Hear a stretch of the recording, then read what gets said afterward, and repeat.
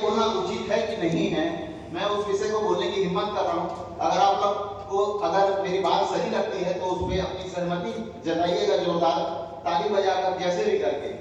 हमारे भैया, आपको आपके बोलने के पहले मैं इसलिए मंच पे आ गया कि आप मेरे इस विषय को शामिल करने अपने जब आप अपना वक्तव्य देंगे उस समय। जैसे उंगली में अगर घाव लग जाए और अगर वो कोड़ बन जाए तो पहले उंगली कटती है, फिर धीरे से यहाँ तक कटता है, उसके बाद हाथ कटता है, उसके बाद फिर पूरा यहाँ से कट जाता है। वैसे ही आज के समय में व्यापार का अगर कोई एक बहुत बड़ा कोड़ लग रहा है, वो है भारत की श्रम शक्ति खत्म हो रही है। एक छोटी सी कहानी से मैं अपनी बात शुरू कर रहा हूँ। पेंगुइन नाम का एक पक्षी होता है जो कैलकुलेटर फ्रिज में पहले आता था।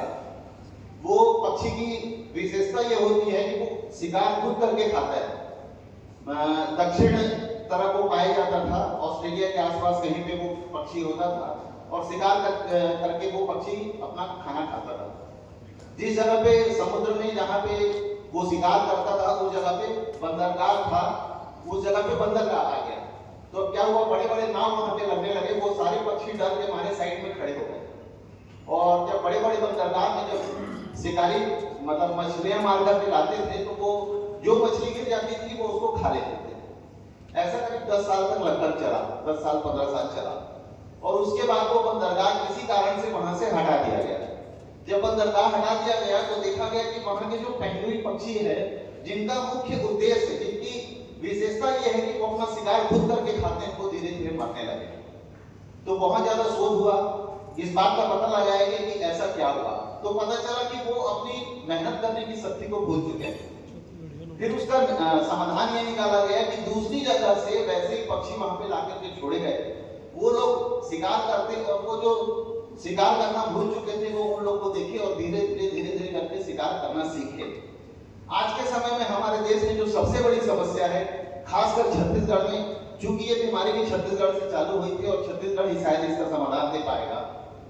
बहुत बड़ी समस्या है मुफ्त का राशन और 1000 रुपए महीना। ये बात हर आदमी बोलने की हिम्मत नहीं करता है। मैं क्योंकि आज व्यापारिक सम्मेलन है और व्यापार मेरा घर है, सारे अपने व्यापारी बंधु हैं और लगभग हर आदमी इस समस्या को झेल रहे हैं, इसलिए मैं बोल रहा हूँ किसी भी कीमत पे काम करने के लिए आदमी नहीं, और जो आदमी हैं उनकी काम करने की नियत नहीं।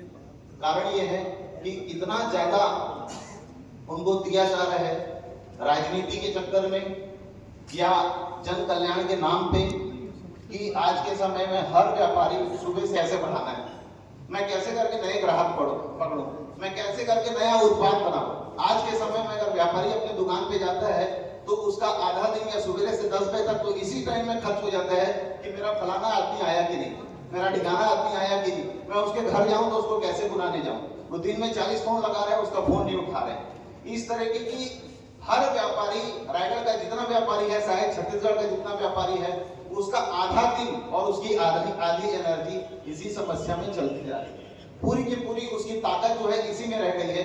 वो आगे ना कुछ करने की सोच पा रहा है, ना उसका आगे कुछ करने का हिम्मत हो पा रहा है। किसी के पास पैसा है, कोई फैक्ट्री लगाना चाहता है, लेकिन वो ये सोच के घबरा जा रहा है कि जो काम मेरा है उसी को चलाने के लिए मेरे पास मैन पावर नहीं है, उसी को चलाने के लिए मेरे पास आदमी नहीं है। मैं और अगर कहीं पैसा लगा दिया तो मैं उस व्यापार को संचालित कैसे करूंगा, कौन चलाएगा उसको, कौन देखेगा उसको। भारत हमारा ऐसा देश था जिसको श्रम शक्ति के नाम से जाना जाता था, लेकिन मैं ये नहीं कहता कि सरकार का उद्देश्य गलत है। सरकार ने नेक उद्देश्य से इस बात को चालू किया था कि जनता को इसका लाभ मिले, लेकिन क्या होता है, सिक्के के दो पहलू होते हैं। आदमी अच्छी चीजों को नहीं स्वीकारता, बुरी चीजों को पहले स्वीकार लेता है। और हमारे यहाँ एक कहावत है, अल्लाह दे खाने को तो कौन जाए कमाने को। बस वही कुछ जो सरकार किस नियत के साथ इस योजना को चालू करी थी, वो योजना पूरी नहीं हो पा रही है और उसके साइड इफेक्ट जो है वो बहुत ज्यादा भयंकर हमारे सामने में निकल करके आ रहे हैं। उसका समस्या हम सारे व्यापारी भाई जो है आज के समय में भोग रहे हैं। जिस समय ये योजना चालू की गई थी, हो सकता है उस समय के लिए ये व्यवस्था बिल्कुल सही थी, लेकिन आज के समय अमर भैया इस व्यवस्था पे बहुत ज्यादा विचार करने की जरूरत है।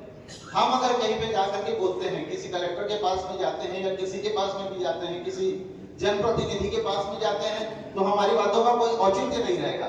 लेकिन चूंकि आप इतने बड़े पद पे हैं, आप अगर बोलेंगे आपको पूरे छत्तीसगढ़ के व्यापारियों का साथ है, अगर आप लोग इस बात को दमदारी के साथ रखेंगे तो निश्चित रूप से इस पे कोई ना कोई समाधान निकलेगा। कम से कम इस विषय में बहुत सारे फिल्टर लगाने चाहिए।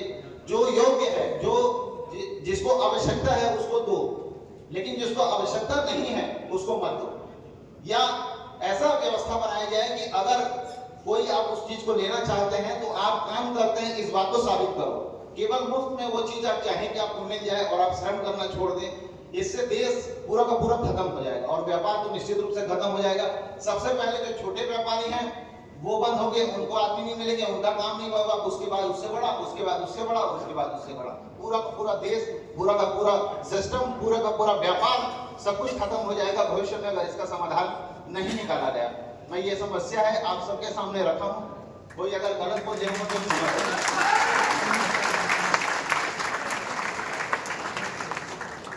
दीपक भैया ने जो बात रखी वो 100% सत्य है और ये जरूर होना चाहिए जो दीपक भाई ने बात रखी। अब हम उस घड़ी का इंतजार कर रहे थे जो सबको इंतजार था और जिसको सुनना